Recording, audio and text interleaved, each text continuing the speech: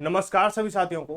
मैं रवि बघेल स्वागत करता हूं आपके अपने YouTube चैनल रेवल 4 कंपटीशन में। आज की वीडियो में बात करने वाले हैं रेलवे एनटीपीसी न्यू रिक्रूटमेंट 2024 के बारे में बात करने वाले हैं, जिसमें आपको दो योग्यताओं के अनुसार वैकेंसी निकल रही है। इसका ऑफिशियल नोटिस जारी हो चुका। पूरा डिटेल में बात करने वाले हैं कि कितनी पोस्ट रहने वाली है, क्या एज क्राइटेरिया रहेगा, क्या सिलेबस रहेगा, क्या टाइपिंग नॉन टाइपिंग वाली पोस्ट कौन सी रहेंगी, है ना, सिलेबस क्या रहेगा, सैलरी क्या रहेगी, आयु सीमा की गणना कब से होगी, आयु में छूट कितनी मिलेगी, किस कैटेगरी कितनी रहने, सारा कुछ डिटेल में बात करने वाले हैं। ठीक है, तो सबसे पहले बात करें टोटल जो पोस्ट है आपकी 10,884 पोस्ट है।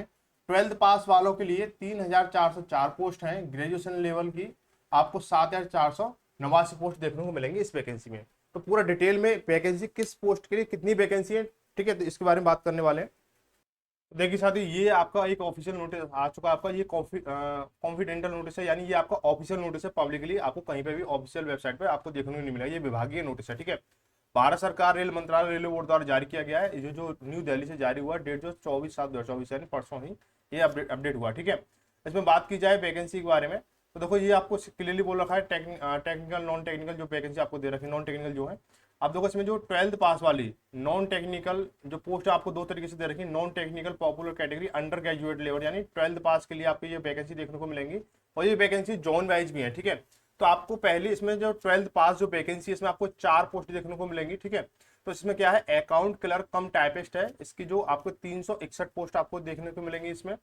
कॉमर्शियल कम टिकट क्लर्क जो है, आपका जो टिकट वगैरह काटते हैं स्टेशन पे, उसका 1985 सीट जो आपकी पोस्ट है वो रहेंगी। जूनियर क्लर्क कम टाइपिस्ट जो है आपकी, इसकी 990 सीट जो रहने वाली है। और ट्रेन क्लर्क यानी जो टीसी जो होता है, आपको जो ट्रेन में जो टिकट चेक करता है, उसकी जो पोस्ट रहने वाली है आपकी 68 पोस्ट रहने वाली है। इन सभी कुल मिला के आपको ट्वेल्थ लेवल पर 3,404 पोस्ट रहने वाली है, ठीक है। इसके बाद बात की जाए आगे पॉइंट नंबर बी की, तो non technical popular category graduation level post, यानी आपकी ग्रेजुएशन, आपने ग्रेजुएशन में आपने चाहे आपने बीए कर रखा हो या बीएससी कर रखा हो या बीकॉम कर रखा हो, ठीक है। ये आप, लेकिन आपको ग्रेजुएशन कंप्लीट होना चाहिए किसी भी भारत की यूनिवर्सिटी से, ठीक है। इसमें बोला गया है कि इसमें भी 5 वैकेंसी आपको देखने को मिलेंगी, 5 तरह की, ठीक है। तो बोला है गुड्स ट्रेन मैनेजर, यानी जो गुड्स गार्ड्स होता है तो उसको आप मैनेजर बोला जाता है। उसकी जो आपको 2684 पोस्ट आपको देखने को मिलेंगी। वहीं आपको स्टेशन मास्टर के लिए आपको 963 पोस्ट देखने को मिलेंगी। चीफ कॉमर्शियल कम टिकट सुपरवाइजर, ठीक है, इनकी जो पोस्ट है आपको 1737 देखने को मिलेंगी। जूनियर अकाउंट्स असिस्टेंट कम टाइपिस्ट के लिए आपकी जो है 1371 पोस्ट आपको देखने मिलेंगी। वहीं साथ में आपको जूनियर सीनियर क्लर्क कम टाइपिस्ट के लिए आपको 725 वैकेंसी देखने मिलेंगी। टोटल मिला के ग्रेजुएशन लेवल में 7,489 पोस्ट देखने को मिलेंगी, ठीक है। लेकिन थोड़ा सा मसला है, या तो ये कह सकते हो कि मिसप्रिंट होगा या फिर कोई एक वैकेंसी ऊपर नीचे हो रही होगी। तो बोला grand total A plus B, यानी ए वाली वैकेंसी 3,404 और 7,489 को जोड़ के उन्होंने 10,884 बिठाया है। ये क्या है, 10,883 योगफल हो रहा है, ठीक है। आप इसको करना चाहो कर सकते हो, लेकिन या तो यहाँ पे मिस प्रिंट है कहीं पे भी, या तो टोटल में मिस प्रिंट है, या कहीं एक वैकेंसी का कहीं पे भी हो रहा है, ठीक है।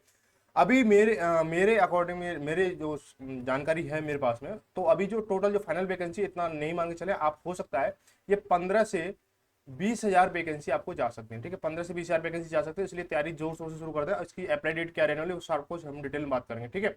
अब सबसे पहले बात कर लेते हैं जो टाइपिंग वाली जो वैकेंसी है, किन किन जो पोस्ट हैं जो जिन पर टाइपिंग अनिवार्य रहने वाली है। टाइपिंग की अगर बात की जाए तो दोनों जो आपकी जो जैसे ये आपकी जो दे रखी है ट्वेल्थ लेवल की जो दे रखी है इसमें, तो ट्वेल्थ लेवल पे जो दे रखी है आपकी जो पहली जो पोस्ट है अकाउंट क्लर्क कम टाइपिस्ट, तो इसके लिए आपको टाइपिंग की जरूरत रहने वाली है, ठीक है।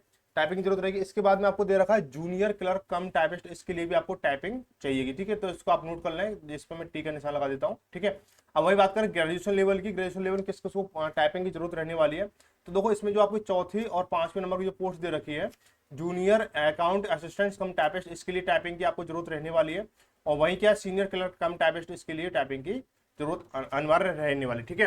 तो इसमें कितनी टाइपिंग स्पीड चाहिए कि सारा कुछ बात करने वाले, हिंदी में टाइपिंग कितना चाहिए, इंग्लिश में टाइपिंग कितना चाहिए, और इसको और आगे देखते हैं।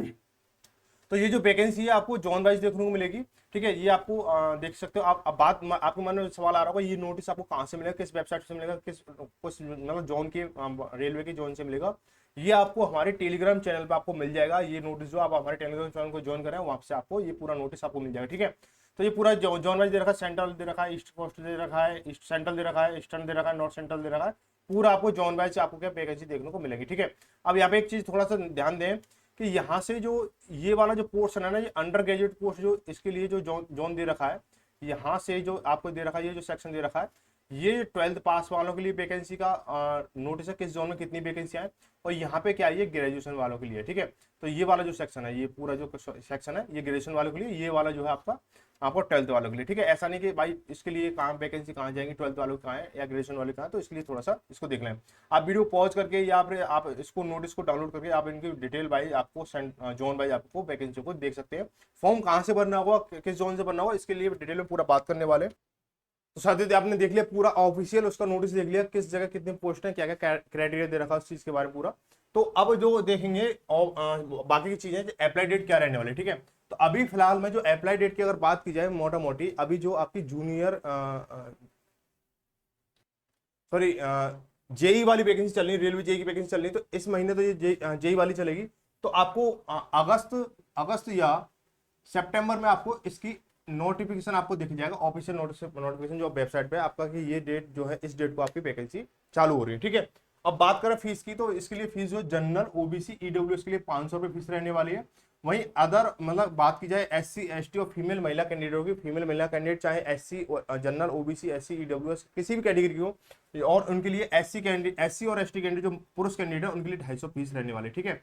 अगर जब आप अपना CBT 1 क्वालिफाई कर लोगे तो यहाँ पे क्या है, किसी किसी बच्चों के 390 और किसी किसी का 400 रुपये वापस आ जाते हैं। उसके साथ में है ये जो अदर वाले जो कैंडिडेट हैं इनके लिए पूरा 250 रुपये रिफंड होकर आ जाते हैं जब आप CBT 1 दे दोगे, ठीक है। अब बात की जाए एज जो है, जो 12th पास वालों की जो वैकेंसी है उसको जब आप फिल करोगे तो आपके लिए एज जो चाहिए, तो उनको एज कितनी चाहिए होगी, उनको एज जो 18 से 30 चाहिए, 18 से 30 एज चाहिए होगी, ठीक है। वही बात किया एज जो ग्रेजुएशन लेवल के लिए 18 से 33 एज चाहिए, ठीक है। अब बात की जाए रिलैक्सेशन की, एज रिलैक्सेशन कितना चाहिए आपको, आयु सीमा कितनी छूट मिलेगी आपको, तो ओबीसी वालों के लिए चाहे पुरुष कैंडिडेट है या महिला कैंडिडेट है, पुरुष ओबीसी वालों के लिए 3 वर्ष की छूट मिलेगी। वहीं एससी वालों के लिए 5 वर्ष की छूट देखने को मिलेगी। सिलेक्शन प्रोसेस की बात की जाए, इस भर्ती का सिलेक्शन प्रोसेस क्या रहने वाला है, तो इस भर्ती का सिलेक्शन प्रोसेस जो है आपको देखो, पॉइंट नंबर 1 में आपका CBT 1 होगा, पॉइंट नंबर 2 में आपका CBT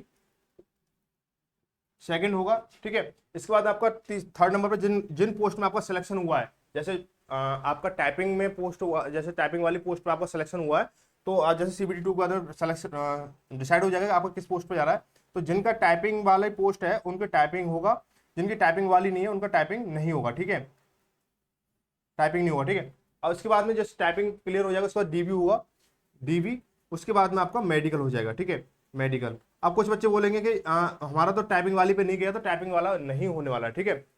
जो बच्चा टाइपिंग वाली, जैसे मैंने 4-5 पोस्ट बताई थी, इसमें आपका टाइपिंग होगा, उसके अलावा किसी अन्य पोस्ट पर आपका सिलेक्शन होता है तो आप टाइपिंग नहीं होगा।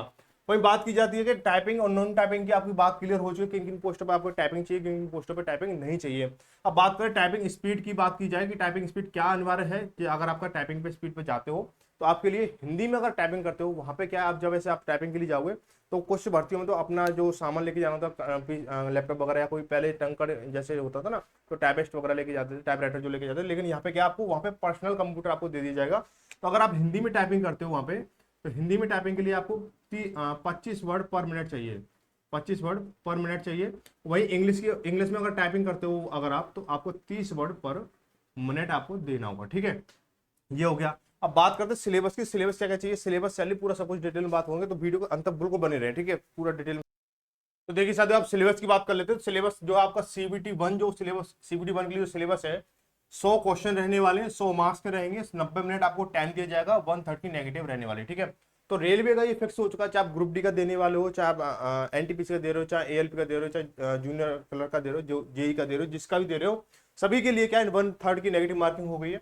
रीजनिंग के आपको 30 क्वेश्चन देखने को मिलेंगे, मैथ के आपको वही आपको 30 क्वेश्चन देखने को मिलेंगे, 30 नंबर के। एक क्वेश्चन 1 नंबर का रहने वाला, जीके और जीके जीएस करंट अफेयर जो आपको 40 क्वेश्चन देखने को मिलेगी, ठीक है।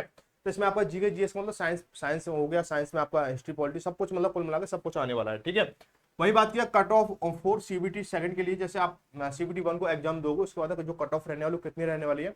तो कट ऑफ के लिए रेलवे का नियम है कि जब आप CBT 1 क्वालिफाई करोगे तो टोटल ऑफ वैकेंसी का 15 गुना लेते हैं वो, ठीक है। तो अब देखो अभी जो वैकेंसी है 10,800 कुछ वैकेंसी है, ठीक है। तो अभी जो वैकेंसी भरने की संभावना है 15 से 20,000 वैकेंसी जाएंगी। तो उसी हिसाब से आपको जब ऑफिशियल आपको टोटल क्लियर क्यों हुआ, अभी तो ये विभागीय नोटिस चल रहा है, तो इसके लिए जानकारी बता दो, ये आपको तैयारी भी जोड़े रहे, ठीक है। तो ये होगा उसको जो वैकेंसी है उसका 15 गुना आपको ले लिया जाएगा। वही बात की CVT 2 की अगर सिलेबस की बात की जाए तो 120 क्वेश्चन आपको रहने वाले हैं, 120 नंबर का आपका टोटल पेपर होगा, नहीं एक क्वेश्चन 1 नंबर का देखने को मिलेगा।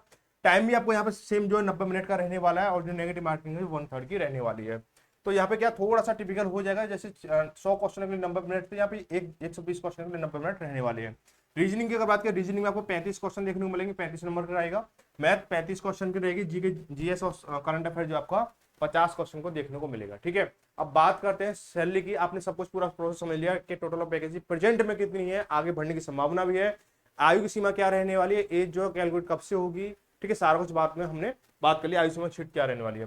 तो सैलरी की अगर बात की जाए तो जो देखो ये जो पोस्ट जो निकल रही है एनटीपीसी की, लेवल 2 से लेवल 6 की वैकेंसी है। तो इसमें क्या है, जो पे स्केल हुआ वो मैं आपको बता देता हूँ। तो दो वैकेंसी, दो योग्यता को अनुसार, तो सैलरी भी दो योग्यता, दो के हिसाब से होंगी। जो 12th पास के, जो 12th के हिसाब से जो वैकेंसी है उनकी देखा जाए सैलरी इन हैंड की अगर बात किया तो 30,000 से 35,000 सैलरी आपको इन हैंड आने वाली है। वही बात किया ग्रेजुएशन की अगर बात की जाए तो 45,000 से आपको 50,000 आपको इन हैंड आपको स्टार्टिंग में मिलने वाली, ठीक है। तो ये जो आप नोटिस कर ले, बहुत अच्छी वैकेंसी है, आप तैयारी जुट जाए अभी। आपको ऐसा ना हो कि आपको टाइम ना मिले, आपको बाद में बोलेंगे और जब ऑफिशियल नोटिस आएगा जब भी हम आपको तैयारी करेंगे, तो ऐसा नहीं, तैयारी जुट जाए, ठीक है।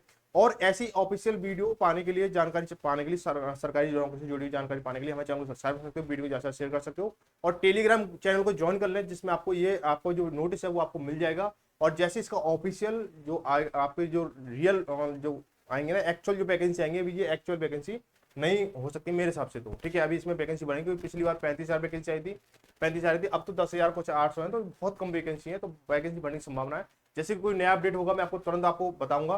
तो चैनल से जुड़े रहने के लिए चैनल को सब्सक्राइब करें, वीडियो को लाइक और शेयर जरूर करें। तब तक मिलते हैं किसी अगली खास जानकारी के साथ में, तब तक धन्यवाद। जय भारत, जय हिंद।